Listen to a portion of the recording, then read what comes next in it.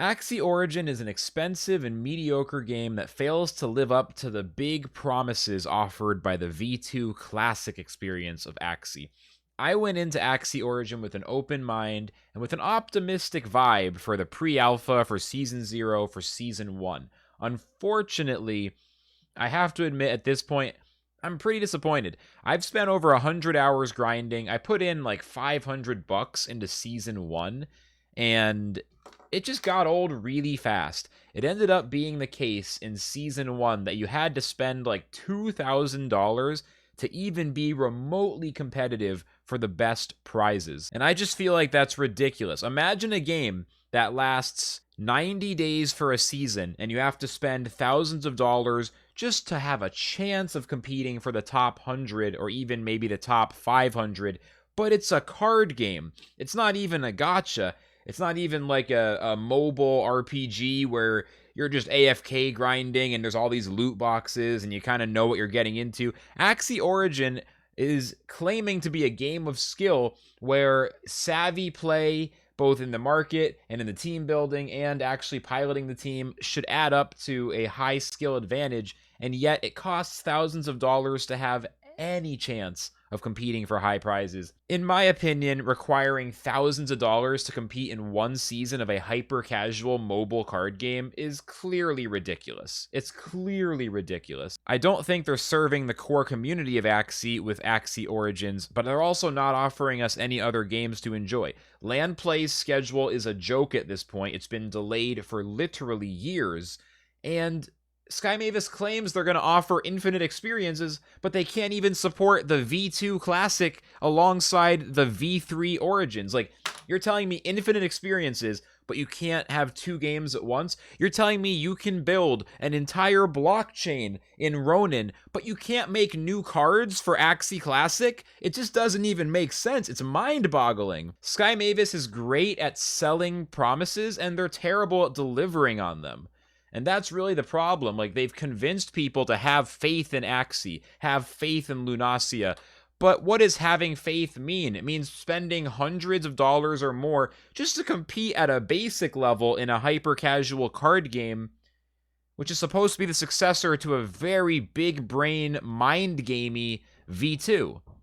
We've gone from a really beautiful game in V2, even though it was a little hard to see it at the time with all the hype and the economic stuff, a beautiful game in V2 to a very lackluster hyper-casual card game in V3 Origins. It's not what we were promised.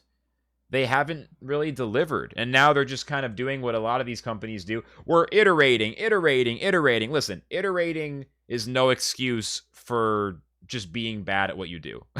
Iterating is supposed to mean you get better results faster, not that you can't even, like, launch new cards in a card game on any reasonable schedule. It's so frustrating, man, because I went in so optimistic. I was drinking the hopium, the cope of like, Origins is gonna be it. It's gonna fix all the problems. Origins is not fixing any problems. I believe Sky Mavis still might succeed on a long scale. They still feel like they might be the Nintendo of Web3 gaming, where they have a very specific lane that they're in. They're able to build really good infrastructure, Ronin, Katana, the Axie NFTs themselves.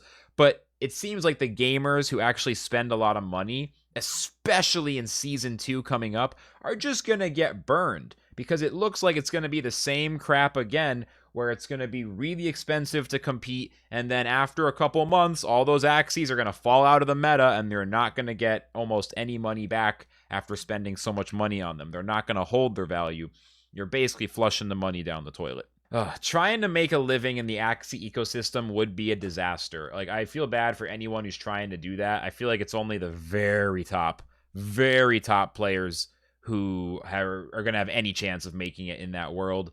And I really don't know. It just seems like, I don't know how anyone makes a living in Axie.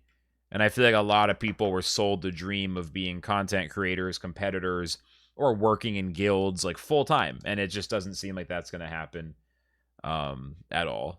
At least not this year. Not 2023 coming up. It's not, it just seems like a disaster.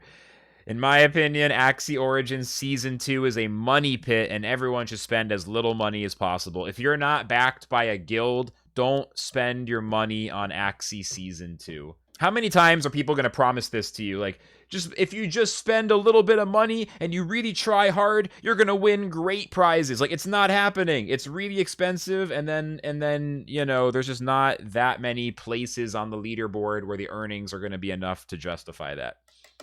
If you're not a top competitive player, you should seriously just spend like nothing. Spend nothing, because your money just isn't going to hold. I spent $500 on Season 1. It's just gone.